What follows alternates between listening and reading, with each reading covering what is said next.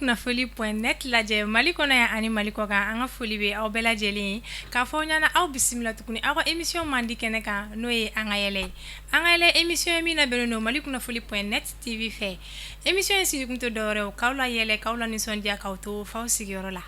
Bi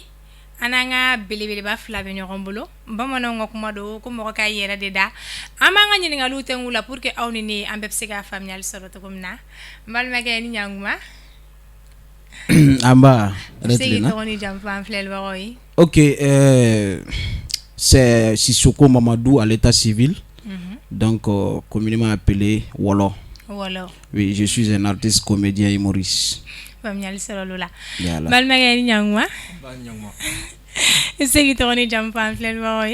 réponds à l'identité Drissa Kamara, et comédien malien. Bismillah malikunafoli.net plateau ga on nana ngawele jabi a jaranye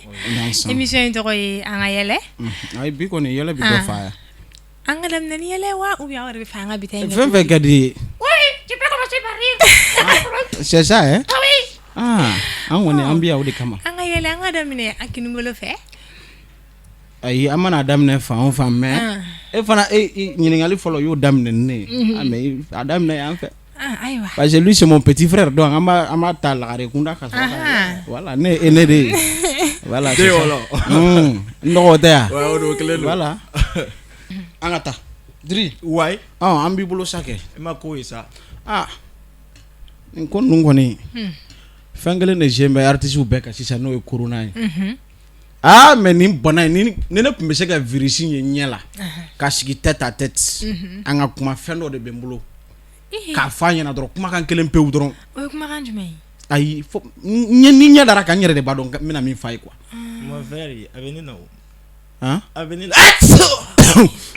o kuma na studio contaminé na ko be ante sabali mais ne ku nya sera ka da coronavirus kan ne ba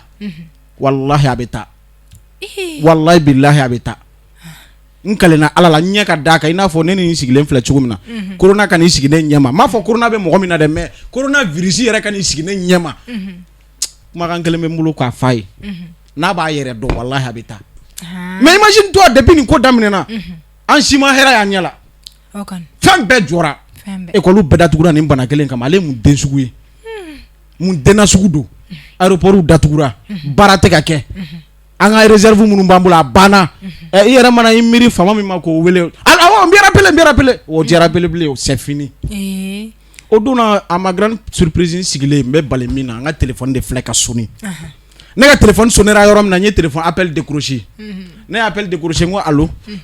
kumakan dɔ bɔra ko oui allo Wolo don ne ko wayi Wolo don a ko voilà Wolo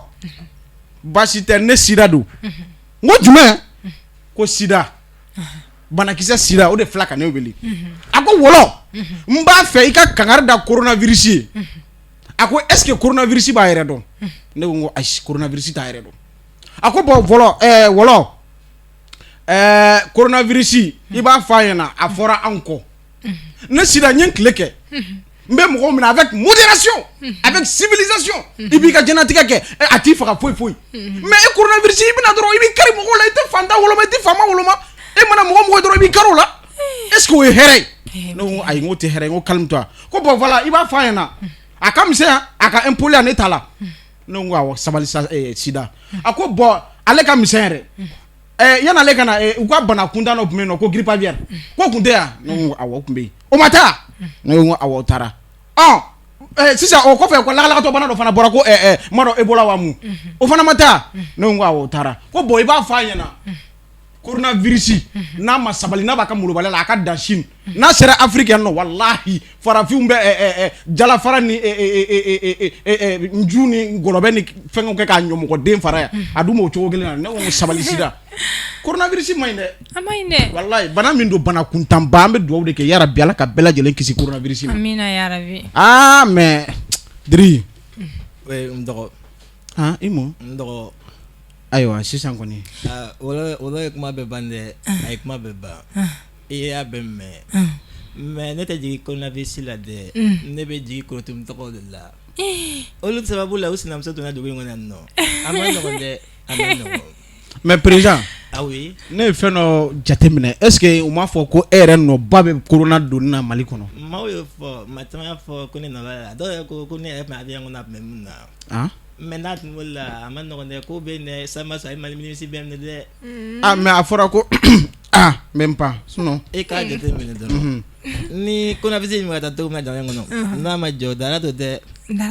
Dara don. Parce que n'a laban ta an da confinement total la confinement total ma nɔgɔn dɛ mɔgɔ tɛ basi bɛ mɔgɔ tɛ bɔ tile. A couvre-feu yɛrɛ tɛ ka nɔgɔya kuma tɛ confinement total ma. N'i bɔra ni sɔrɔsi min kɛ i y'a sacogo la dɛ i y'a sacogo la. Ka bɔ a la a ka jugu minnu ma kosɛbɛ o ye muso sabatigiw de ye Malitel ni Orange ni Telecel bɛ minnu bolo ni muso fɔlɔ bɛ bagada di bana bɛ lafiya ko sabanan bɛ minɛ ye i b'a jateminɛ ni min ka réseau ka i bɛ t'o fɛ yen. O kuma anw de tora la sa. I b'a to ni confinement banna sinon kɔni ko bɛ yen dɛ n'i bɔra ni sɔrɔsi min na ko bɛ yen dɛ. Ko bɛ yen. An kɔni anw tora la. Bana in il faut que a ka taga bɔ jamana in kɔnɔ an y'an sɛbɛn kɛ tɛ. Ayi a bɛ taa. Suguba mɔgɔw o tɛ ka kuma faamu e dun bɛ jamana in ko dɔn suguba kɔnɔ ma nɔgɔn dɛ a sɔrɔ yɔrɔ caman yen de nka an bɛ dɔw k'u ye garisɛgɛ sɔnni ma ala ka d'u ma sɔgɔma sinon ni wulafɛ sera ko bɛ yen dɛ ko bɛ yen dɛ ko bɛ yen ne bɛ bɔ kuma la yan. Président ne yɛrɛ ko ko bɛ yarɔ jamana kɔnɔdenw b'a kɛ cogo di. Jamanadenw kan k'u hakili sigi de parce que n'an hakili ma sigi o hakili tɛ se ka sigi o k'a to an kan ka baara kɛ a kɛcogo la n'o ma kɛ jamana ma nɔgɔn dɛ. Mais mɔgɔw ɲɛ mɛna sira la o. An ɲɛ mɛna sira la Mali dɔrɔn tɛ o diɲɛ bɛɛ de don diɲɛ bɛɛ de bɛ kali la n'aw ɲɛ mɛna sira la halisa y'aw ɲɛ mɛn ka kɔnɔni kɛ n'a ka kɔnɔni kɛ n'a waati sera a bɛ nɔgɔya o a bɛ nɔgɔya. Ayiwa ala k'an bɔ a bɔra ɲuman fɛ. Hakili bɛ jamana in na dɛ hakili bɛ jamana in na. Ala k'an bɔ. N y'o de fɔ n muso ɲɛna don o don su fɛ ni ne bɛ da Ala subahana wa taala in siri n bɛ jago fila siri Ala subahana wa taala ye don o don kɔfɛ n b'a fɔ de a ton appel Mali ne bɛ taa n'o ye so Mali ka ne mɛna dɛ a bɛ na.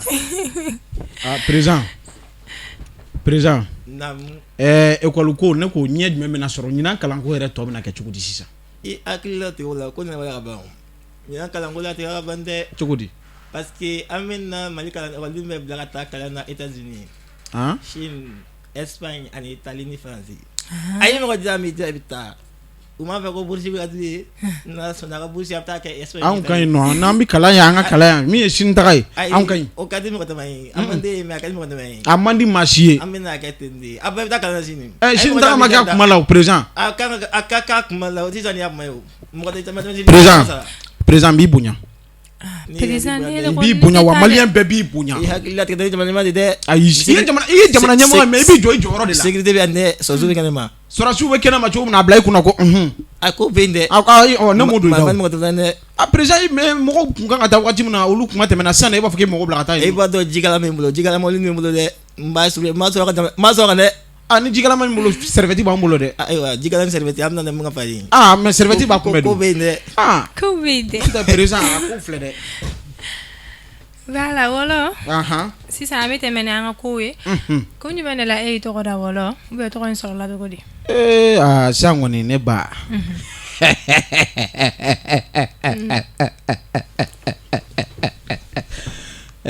Ko jumɛn la ne ye n tɔgɔ da wɔlɔ ou bien wɔlɔ sɔrɔla cogo min na. Bon ne ka wɔlɔ sɔrɔ cogo bɛɛ kɔni b'a kalama wɔlɔ ye fɛn sugu min ye kungo kɔnɔ fɛn don a ka kekun a hakili ka di a sɔrɔ man di yɔrɔ bɛɛ b'o dɔn ne ka wɔlɔ nacogo filɛ nin ye ne ka wɔlɔ sɔrɔla cogo min fɛ depuis denmisɛnninya u b'a fɔ ne ma nin cɛnin ka kekun ko wɔlɔnin ne yɛrɛ tun bɛ kɛlɛ kala ni mɔgɔ min y'a fɔ an bɛ si ɲɔgɔn na an bɛ se ka une semaine kɛ n bɛ k'a tigi ɲini hali n tɛ si la n b'i bon awɔ n b'i bon ni gabakuru ye a kana kɛ mɔgɔ kɔnɔ ko kɔrɔtɛla bonni ko don dɛ a gabakuru na bonni ko don denmisɛnninya la mais fo ka n'a kɛ finalement i b'a dɔn ni maliyɛn ye fɛn min daminɛ a t'a dabila finalement fo ka na tɔgɔ in diya ne yɛrɛ ye wɔlɔ bon ne fana ye wɔlɔ in ta k'a kɛ n ka comédie tɔgɔ ye k'a kɛ n ka surnom ye quoi a nacogo bɛɛ filɛ nin ye voilà. Ayiwa Bois. Oui. An tulo b'i la. Comme il y a fait un peu madame là, Drissa Camara, mais petit Dri mbewolo la kosbe mo ko me dor la kosbe au restaurant là et spectacle d'or fait. Donc l'auteur en écrivant le texte a sebe flo de neto la ko Drissani a klala ka bola ka petit Dri.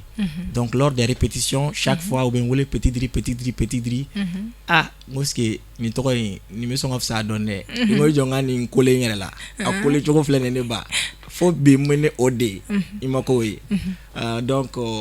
ni étudiant bora inala 2016 mes conservateurs là actuellement quand ka kila ɲinɛ ni ala sɔnna ni balimakɛ bɛɛ ye wɔlɔ ala ka bɛɛ lajɛlen nɔgɔya mais buwako in hakilina nana cogo di bon ko in hakilila nana cogo min na komi sisan yɛrɛ ba kala bɛɛ kalama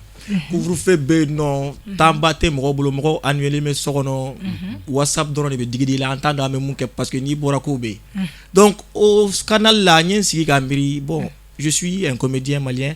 pourquoi ne pas essayer ka fɛn dɔ bila en place pour que mɔgɔ bɛ se ka divertir cogo min na nin temps kɔnɔna la quoi donc n ye n da ka miiri n ko pourquoi ne pas commencer par le sommet le président même, lui qui est l'extrême de cette nation-là, pourquoi ne pas commencer par lui? C'est ainsi que il est dans ce rodou sajebe, il y a beaucoup d'amaronouélé. Bon, Lucas quartier au Rodjanamolo, j'ai pas voulu les déranger parce que pour moi, je voulais juste faire quelque chose. C'était banal au fait pour moi quoi. Donc, ni dowole akon mako pour l'info sta la ko demain am se gagnon sur là. Donc, ntara ni sigi horaire belle là no ka sebeni foloke, ani au montage quelque fli. Ala barikala avec à suivre quoi c'est ça non Facebook anya une semaine yere qu'on a dans nya damne et je vois que mais faut 5000 et quelques vues donc déjà au ba ira ka fo ko ni femme que monsieur ka dala ka fo ko bara njara mokoy donc c'est pas que je veux seulement imiter boire mais fin sou be imiter ni femme ni monsieur ka ke il veut clo ba imiter Clo ba ibo imiter clo ba ni grand-père ma ja ima clo ba nyara ni grand-père nyada ay ne Mali Guinée aka na guerre bila na no de clo ba ni Mali grand-père nyara ma jaw clo ba la de gege clo ba ay anga tani grand-père allez fait ma no ne wolo interroger grand-père na ni ga scène sans fait. Ok, mesdames et messieurs, artiste Mbambolo Bi, artiste international Badou, a fait Baji, quand menina, donc on est joueur ou coachamanke, allez de Bambolo pour aborder la Guinée. Alors, on fait grand P. Oui. Voilà, il en a mal Akadi. Oui, c'est très bon, c'est très bon. Je vais m'envoyer ici, depuis longtemps, depuis la santé, c'est ce que tu m'as dit. Je conseille la santé pour, tu vois, la santé, les Guinéens ont apprécié, je suis allé là-bas en Égypte, voilà, tu vois, c'est un peu ça. J'ai commencé la santé, tout le monde a apprécié. Oui. D'accord, ok, grand P. Oui. Mais je vois maintenant, il remet les réseaux sociaux sans que mon ébini déborde, il va rien déborder. Je vois c'est un con. C'est un con. Je vais te dire, ma copine, moi j'ai des pays qui débordent. Hein? C'est des pays qui débordent. Moi j'ai plus de 40 ans. Débordent, ne dépasse pas le temps. Il me dit des petits. Pardon, je n'ai rien compris. Attends. Tu dis quoi? Débordent, c'est mon idée. Oui. Et moi j'ai dit ma chanson, c'est la paix. J'ai dit, la paix. Et ça, mon gars, c'est la gueule de Bobo. Et c'est pour lui, il me critique, c'est quoi? D'accord. Mais entre toi et Doxy Yao, qu'est-ce qui se passe réellement? Elle m'a piégé. Je vais pas payer ça. Elle m'a piégé. Hein? Elle m'a piégé. T'as piégé. Elle m'a piégé. Hey, applaudissez. Non, frère, ça c'est bon.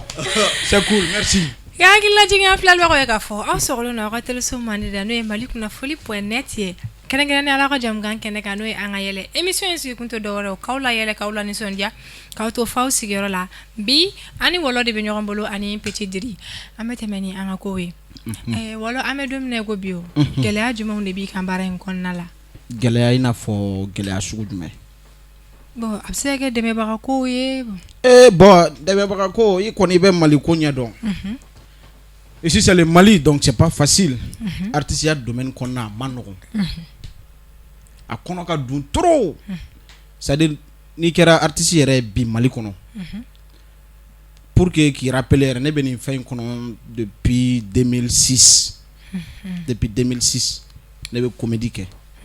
Nega première sortie à la télé. Sketch publicitaire à kera 2007. Sur l'ORTM, lavage des mains au savon. Donc de ce jour jusqu'à maintenant, ne be débrouiller là ni barain kono ka fie barain man no quoi ni courage yere tila. Il sait que il persévère ni Mali arkon nana c'est pas facile.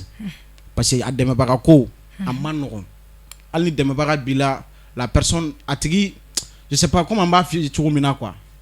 Genre c'est pas à 100% quoi. donc fille yɛrɛ de ka wuli yɛrɛ ka ko caman kɛ donc a ma nɔgɔn quoi voilà comme y'a sɔrɔ la bois oui i fana bɛ se k'i da don i ka gɛlɛyaw la bon comme i wala fɔ cogo min n kɔrɔ don baara in kɔnɔna la et ne yɛrɛ ye nin baara in daminɛ en 2013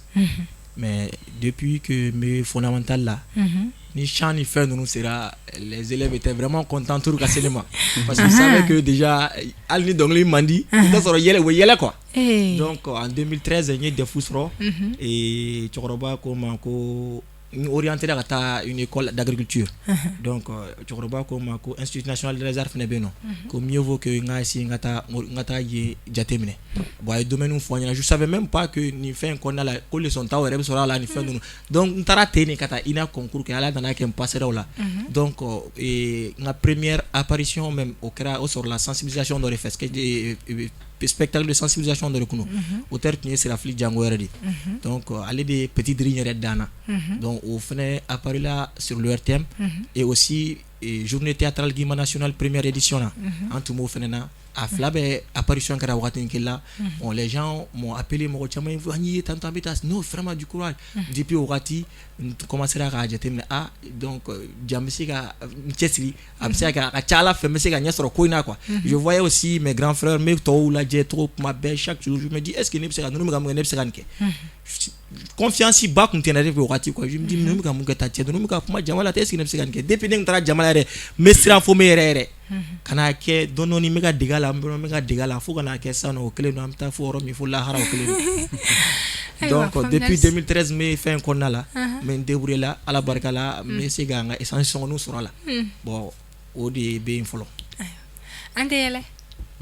an ka yɛlɛ e yɛrɛ k'an layɛlɛ sa ko bɛ yen e yɛrɛ b'i sigi cɛ timide an tɛ yɛlɛ an ka yɛlɛ yɛlɛ kɛ wala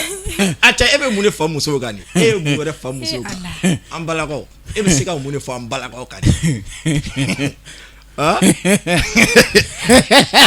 o dabila a m'a fɔ k'an ka yɛlɛ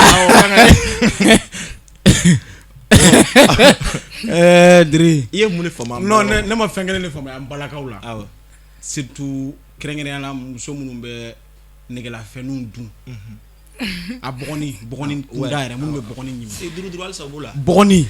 i b'a kalama ko Sabalibugu ni Ɲamakɔrɔ ani Dawudabugu bɔgɔni ɲiminaw bɛ hali sini mais ni kila ko ni président bɛ nalen k'u bɛ bâche biri o quartier ninnu da la aw bɛ kɛ mais o t'u bali bâche birilen mun kunna o bɛ bɔgɔni ɲimi a jukɔrɔ n terikɛw don Diri de y'a fɔ dɛ a ma bɔ ne da Diri de y'a fɔ ko ne yɔrɔ bɛ Sabalibugu kɛrɛfɛ n'i ka yɔrɔ b'a kɛrɛfɛ Diri de y'a fɔ a ma bɔ ne da Sabalibugu n teri de don mais ne ma fɛn kelen de faamuya o Sabalibugu ka kelenw ni Ɲamakɔrɔ ka kelenw ni Dawudabugu ka kelenw na mais c'est à dire tellement a fɔra ko coronavirus bɛ yen an ka foli dabila an ka tɛgɛdi ni fɛnw dabila mais maliyɛnw bɛ ka continuer toujours nin tɛgɛdi fɛ moi à ma grande surprise ne de taara don la n terikɛ ka baptême de kɛra Sabalibugu donc an sira so la dugu jɛra ne sola ka don ɲɛgɛn na ka taa n ko donc ne bɛ ka n ko n bɛ ka fu kɛ k'an kamakɔrɔla ni fɛnw tɛgɛ kɔrɔta n tɛgɛ kɔrɔtalen don donc ne tɛgɛ kɔrɔtalen dɔ de filɛ ka ne tɛgɛ minɛ koko kɔfɛ quoi tellement foli ka wuli kuma ka maga cɛ i bɛ k'o Ɲamakɔrɔ min fɔ nin paratili ka cɛ n'i ye furufuru mɔgɔna san ko wotoronin de b'a transporter ka taa wa o Ɲamakɔrɔ ka denw mɔgɔ dago ka jugu Ɲamakɔrɔ ka denw dago Sikasokaw dɔgɔnin don n'u y'u da so kɔnɔ yanni dugu bɛ jɛ i b'a sɔrɔ u bɛ gidɔrɔnda la tellement u dago ka jugu awɔ i b'a dɔn fɛn kelen ne dabali b'a Ɲamakɔrɔ dɛ Ɲamakɔrɔkaw filɛ nin yɔrɔ couvre-feu a fɔra ko mɔgɔ si kana bɔ mais c'est à dire tellement u ye image u ye téléphone kɔnɔ policiers bɛ ka mɔgɔw minɛ k'u mater u ye bɔli dabila mais u tɛ se quoi tile fila cɛ policiers yɛrɛ bɛ ka rafule kɛ u bɛ ka patrouille ni fɛnw kɛ u tɛ ka Ɲamakɔrɔ ka den si sɔrɔ u filɛ ka balani bafulu fila de ta k'a sigi pick-up kɔfɛ quoi ka ABC kɛ k'a la ka don Ɲamakɔrɔ carré kɔnɔnaw na n'u tɛmɛna carré min kɛ ni ye jeunes bɔtɔ ye ABC kɛ dɔ la policiers ka pick-up fara tewu ka commissariat fa tewu Ɲamakɔrɔ ka denw na u tulo danna de ye misigi mais kabako Ɲamakɔrɔkaw ne sirannen don dɛ parce que u tɛ blague dɛ Sabalibugu jeunesse tila bɛ boucher ayiwa Diri de bɛ k'a fɔ dɛ ne ma maga Sabalibugu la non Sabalibugu i b'a dɔn Mali quartier Bamakɔ quartier bɛɛ la Sabalibugukaw u ka mouvement kɛcogo de ne diya quoi mouvement kɛcogo bɛ k'a jira k'a fɔ yɔrɔ bɛ tan jamana tɛ ka kɔfilɛ u la et puis complexe zéro ou B ou wasunu ga yoro quoi vraiment ne ko boko ou sonné nous yéré quoi donc wore de ya to takinen kadinye quoi non keleni sababu ko barakelo bara be bulo ga yéré angana ñogon nege sababu jeunesse be barake ni ko bibina doro ko kata saninge sugula mo akli bi fem flom no gala sababu suguli o be ko bo be jeunesse ka gruyeli de ouais ataka jatemne sababu so be abe atla be auparavant atla be ko boko so ouais mais tellement jeunesse il se bat oui c'est-à-dire ou be ou grouiller ku ka boko so nu ci dondon ka ke simon so dondon ouais donc big up à vous les jeunes de sababu non blog fo tout vraiment exemplaire nyana mawdu blebele boy mais wala net wi nga mbala ko fento ni o dansera la de boko ni gonya aho mais c'est-à-dire tellement groupe na ere to de ale to de to abonné ko Fatima c'est-à-dire il to ma do de banga yoro la Allah kalaba c'est-à-dire tellement Fatima to be boko ni nyimi hein be desera la kaka boko ni nyimi dabla non be desera la kaka boko ni nyimi dabla tiens soma la première des choses na willa bogoni na ya dako bogoni na be ga ko bogoni na be tasugula bogoni cha chere flaga kangarda ye ako Fatima sabali be bogoni nyimi na dabla ni bogoni bana jiye dongodo ne ti furaga de bebe muso do ko he fa be law e dai na songa bode ko ali shinele be nga bogoni nyimi che ko kaka ka bogoni nyimi cha Fatima e bogoni nyimi ka nyimi fo ka dese ala ti se ka brina ti sona fo bogoni mugu be bo anu fe yawo cha desele ne fle pew oh sigila la mo fle ka ci bla chema ka che wele telephone na ko ayo e be baro barala o bla e muso bananendo a desera na tay ka tane do tro sula yoro bebe chew do ala ya on chew da ni hakli ka muso da ku ka hakli ni jiya be wile aw ta soro oh che fle ka barabla kana Fatima ta ka tane do tro sula ciao tani Fatima do sula do ke nyada Fatima ka akoko ça c'est très urgent chako kale bado ko la le nana urgence la o donc ku ka dona sisa u dona na salle opération kono kata Fatima opérer ka soro bogoni kelen yo ka 3 étages do akono sans faire duguma chamanche lojo be donga bola chokomi dri o be donga que jidi ma bogoni ma non akan non c'est bon boy boro vraiment ne mun kadne am bala ko la vraiment je peux muso ready ni boya kaka parce qu'il y a mais une société tu dis femme quand tu dis une nation tu dis femme tu ko fin tu dis femme mais c'est vrai bientôt ne quand que chef yi mo mi na tchao ka droit de femme donc vraiment ne fenga ko do fo en balakaw tiens là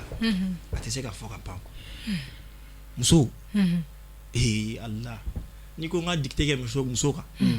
chal ni me foti ke ko be ne a ben femte parce que voilà tu sais muso reflet ni la femme d'abord c'est un problème c'est un sac à problème après vous tenir je te dis après vous tenir la femme elle rentre dans ta vie hein scanne ta poche télécharge ton argent et formate ta mémoire. La femme là, c'est comme un djibé. Il faut taper fort pour qu'elle te donne du bon son. Tu as tout dit. Tu sais, la femme là, c'est comme une mangue verte. Pendant que toi tu crois qu'elle n'est pas mûre, d'autres la cassent et la mangent avec du sel. C'est ça. Et moi, c'est les femmes belles là. Je vous dis, les hommes, ne vous mariez jamais avec une femme d'une beauté excellente.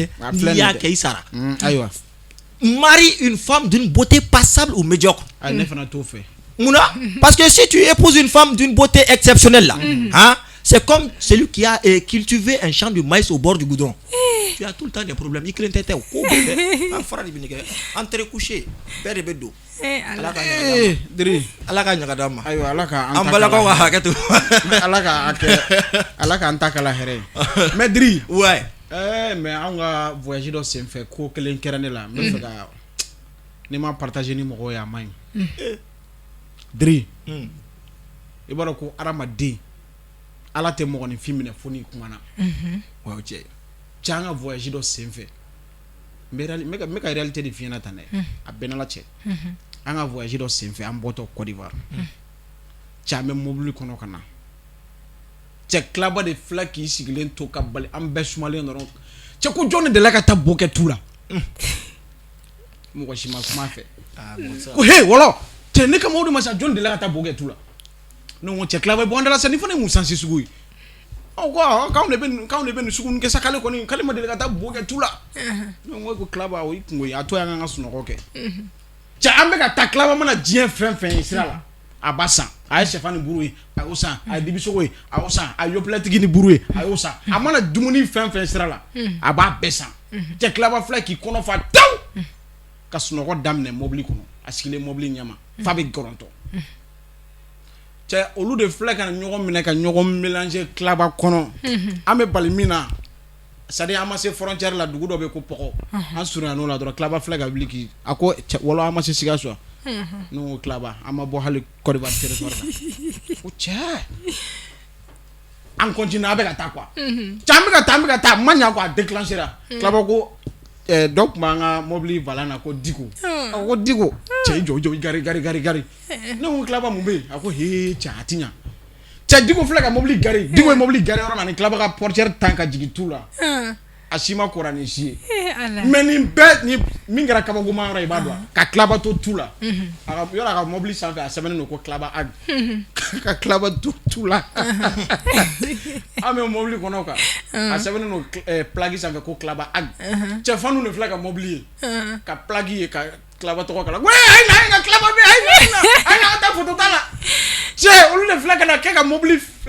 entourer sa ne bɛ mobili kɔnɔ ko wala bi yan wala klaba bɛ min an nana photo ta la ne ko non ko klaba u ma ne lamɛn bilen na ko dɔ bɛ tu la an ka taa photo ta la cɛ klaba de filɛ k'i kun wuli ka a ka fanu natɔ lajɛ yɔrɔ jan fɛ olu vitesse ko ça c'est Kwaro ah ouais non klaba ka fanu ne do Kwaro ko ta la an bɛna photo ta la ko nin ba cɛ bɛ bɔ la mɛ non photo tɛ ta ni mɔgɔ tɛ cɛ o ye ɲɔgɔn gɛn si b'a kalama fo Bamakɔ yan nɔ a tiɲɛna ayiwa an filɛlibagaw aw yɛrɛ ɲɛ bɛ kow la a ko bɛ yen dɛ an ka bi invité ninnu ma nɔgɔn dɛ donc ni mɔgɔ minnu bɛ n'a bɛ kuma a y'aw kuma cogo dɔn quoi parce que Ala tɛ mɔgɔ minɛ f'i ka kuma ça c'est vrai. Tu es une fois parti au Dakar. waaw Tu comprends wolof? waaw na nga def en kër waay. waaw Tu n'as pas vu les femmes sénégalaises? Si tu dis que tu veux marier une femme sénégalaise, wallahi tu es foutu. pourquoi Tu n'as pas vu les Kaysiennes aussi? Elles sont très proches des Sénégalaises. C'est vrai, Wallahi, si une Kaysienne te prend. Si une Kaysienne te prend. Allah, tant pis pour la Sikaso. Je te dis la vérité, wallahi. Si tu veux être un homme là, marie une femme sénégalaise. Tu seras à l'aise. Les soirs, elle va laver tes pieds, tu vois. Elle va laver tes mains. Elle va faire tout pour toi. Pour que tu restes pour elle seulement. oh c'est autant de Segu ka denw bolo Allah n'i ye Segu ka den furu olu faden de ye Bamakɔ ye awɔ Allah Ni Segu ka den tɔgɔ furu se wade in na n'i ye Segu ka den furu k'a fɔ k'ale k'i sen ko ja Ja dre. o ye ju de ya ninnu an mana o kama dɛ an mana o kama dɛ an tɛ maa ka malobaliya la dɛ non a tɛ se ka kɛ a tɛ se ka k'i kɛ sen ko ja k'an sen ko ɲɛgɛn na ka tila ka ne fana sen ko maga ne tɛ maa ka ju de ya la a tɛ ala k'olu bɛ ten dɛ a ko filɛ dɛ ayiwa wala ni petit diri oui an ka waati korona émission min ka sa kuncɛyɔrɔ la teliyala conseil jumɛn de bɛ wala bolo denmisɛnnin fitinin minnu bɛ ka wuli aw fana kɔfɛ comédie la sisan ka di olu ma bon conseil mun b'anw bolo u k'u hakili sigi dɛ anw yɛrɛ an bɛ k'a ɲɛɲini bien vrai que an mɛnna fɛn kɔnɔ mais an yɛrɛ bɛ k'a ɲɛɲini toujours i b'a dɔn problème kelen bɛ Mali artiste denmisɛnninw na yɛrɛ la c'est à dire n t'a dɔn n b'a ɲɛ f'i ye cogo min na folie de grandeur b'u la quoi et puis u ma se yɔrɔ min ma u b'a bila u kunna k'u tɛmɛna yen kan quoi donc u ka sabali u k'u hakili sigi avec le temps tout ira faamuyali sɔrɔ la petit diri oui i fana k'i ka conseil di non conseil ba tɛ ne fɛ juste an yɛrɛ ye denmisɛnninya kɔnɔ an bɛ mun fɔ dɔrɔn parce que a mana kɛ cogo cogo fɛn dɔ de y'a daminɛ dɔ ka na tugun n'o la a mana kɛ cogo cogo génération de don a bɛ se ka kɛ minnu fana bɛ ka na an kɔfɛ an yɛrɛ ma kɛ fɛn y'a la fɔlɔ dɛ an bɛ baara de la an bɛ ka essayer ka se ka yɛlɛ donc u ka jateminɛ u ka baara kɛ u kana girin dɔrɔn girin fɛn écran ba nɔfɛ k'a fɔ n bɛ pressé écran kɔ n ka bɔ télé la bɛɛ ka se ka ɲɛ n tɔgɔ ka bɔ o tɛ quoi n'i ye boulot kɛ écran yɛrɛ bɛ n'i nɔfɛ quoi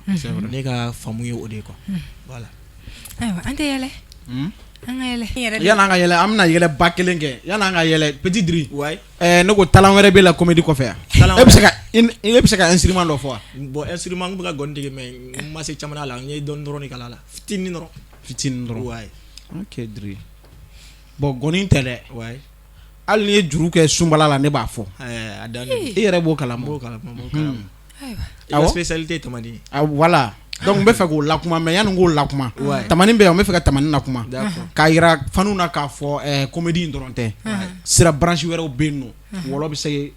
olu caman na k'a sɔrɔ catiribɔ yɛrɛ dɔrɔn tɛ n t'a fɛnɛ en dehors du théâtre n bɛ fɛn caman kɛ parce que ni a danna bi na Mali kɔnɔ yan nɔ théâtre bɔ dɔrɔn ma a ma nɔgɔ i sigilen bɛ sɔn ka mɛn dɔɔnin dɛ certes i bɛ se ka baara kɛ mais mɔgɔ caman mun bɛ se ka balo a la i ka baara yɛrɛ kɔnɔna la théâtre la i b'a dɔn activité ka suma donc et puis artistes bɛ empêcher kuma bɛɛ fɛn caman na donc ni e y'i ka baara bɛɛ kɛ théâtre dɔrɔn ye certes i bɛ se ka yɛlɛ i bɛ se ka fɛn sɔrɔ a kɔnɔ fo ka tila ka kɛ fɛn bɛɛ a kɔnɔ ka tila ka mɔgɔw dɛmɛ yɛrɛ mais a ma nɔgɔn parce que baara in kɛbaga cayara donc n y'a jateminɛ o la n bɛ informatique jateminɛ n bɛ ka o fɛn et puis je compte aussi faire beaucoup d'autres études ka mun tɛ en dehors du théâtre même pour que dans les jours à venir n bɛ se ka kɛ une tête bien pleine sur toutes les plateformes. Bon ne kɔni ta ye min ye ne ye n ka fɛngɛw de team de créer team Ose Gang voilà filɛ nin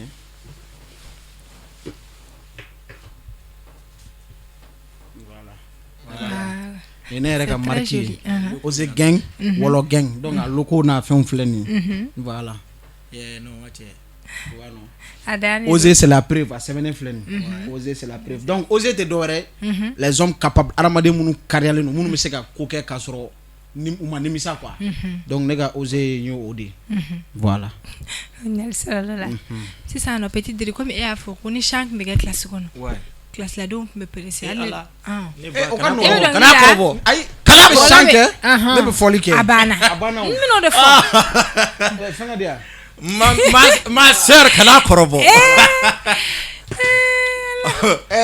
yan kɔni bon wala an na ɲan fa yan bi bon wala n tɛ taa dɔn fɔlɔ dɛ depuis sisan an ka taa an tɛ taa dɔn ok d'accord an gosi an tɛ taa faga e t'a dɔn ne t'a dɔn kuma ka magan an ka taa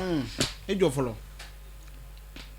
parce que a ko in filɛ nin ye a tɛ taa ni o de a donnala basi kɔrɔ ne ye n ka warijɛ bɔ k'a bila n ko n bɛ fɔli kɛ yanni denba bɛ tila sɔnni na o y'a sɔrɔ u taara ni ne ka warijɛ ye a digira n na dɛ Petit Diri ka jumɛn de ta i mana mun fɛn o fɛn ta ka arabu de ta wa ka wɔlɔfɔ de ta wa ka zigiri de ta wa ka jumɛn de ta kelen ta dɔrɔn arabu ta an ka taa ayiwa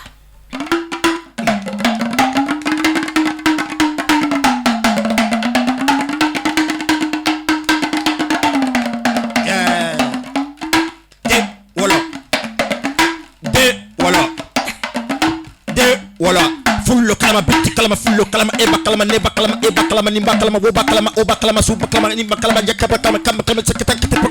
cha cha cha yeah donc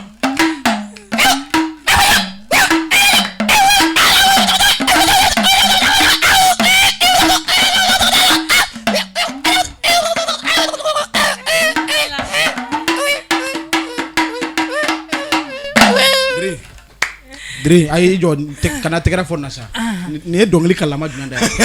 non a ka se respecter ne kɔni b'a dɔn ni grand pays sɔrɔ diɲɛ don o don Arafat ma grand pays sigi a sen kan a bɛ mais o kelen don ayiwa a grand pays ni ala de y'a ta k'a ye donc o kelen don quoi bon a fɔ k'a ka dɔnkili sɛbɛlama da sa an ka taa ayiwa Diri k'i ka dɔnkili sɛbɛlama dɔnkili la don ayiwa sisan Diri k'i ka dɔnkili sɛbɛlama da voilà dɔnkili sɛbɛlama in de ne ba an tɛ sumu kɛ an ka Fatima yɛrɛ fasa ta ayiwa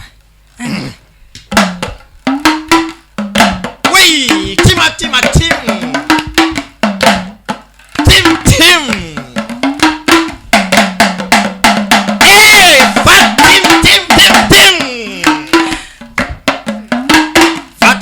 Fatoumata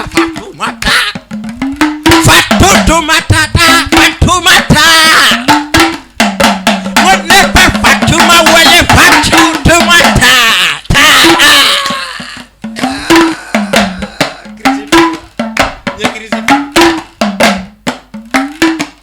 voilà no de fier ni ala ye den di ma n'a ma Fatoumata dɔgɔ di ma taa i yɛrɛ ɲininka hey kɛ de muso tɔgɔ tɛ Fatoumata namu i ba tɔgɔ tɛ Fatoumata i den tɔgɔ tɛ Fatoumata namu i yɛrɛ ɲininka ala kira den Fatoumata Zaraw ko i se mɔgɔ ko la o se dennu ko ye Nyatani samaya sendu kakola. Fewara be famuto. Ala kana janji gidane. Fatuma ta kaunjara de ite itaja dem na ala kana wa planier.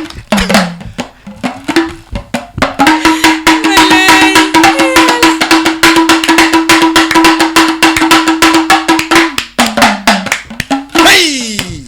Ala barka mi do bola na kiya do bo fie na medusi. No maga bolitae ni o bokure boli mi fa.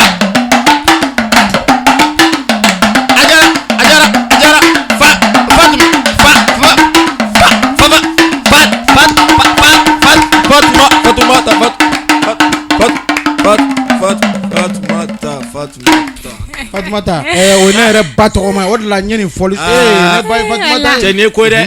fɔra ye mɔgɔ bila dɔnkili dala tan kuma ka maga voilà Fatmata nin tɛ n ka baara ye ni n ko ye k'a yira fanuw na k'a fɔ catiribɔ dɔrɔn tɛ ko wɛrɛw bɛ yen voilà ko wɛrɛw bɛ yen n'a tigɛra k'a tɛ tugu an bɛ taa basi kɔrɔ an bɛ taa an ni jelimusow b'a bɔ ɲɔgɔn na ye blogu foyi t'a la ayiwa an filɛlibagaw ni kun y'aw balimamuso Fatumata Kulibali de y'aw n'a ka émission an ka yɛlɛ wala ale ni Petit Diri olu de kun y'an ka bi invité ye ni ne kun y'aw ɲɛ ni aw tulo garisɛgɛ bi ni Ala sɔnna a ma aw ni ne an bɛ ɲɔgɔn sɔrɔ diɲɛ wagati wɛrɛw la nin kɛnɛ kelen in kan aw bye bye bye bye why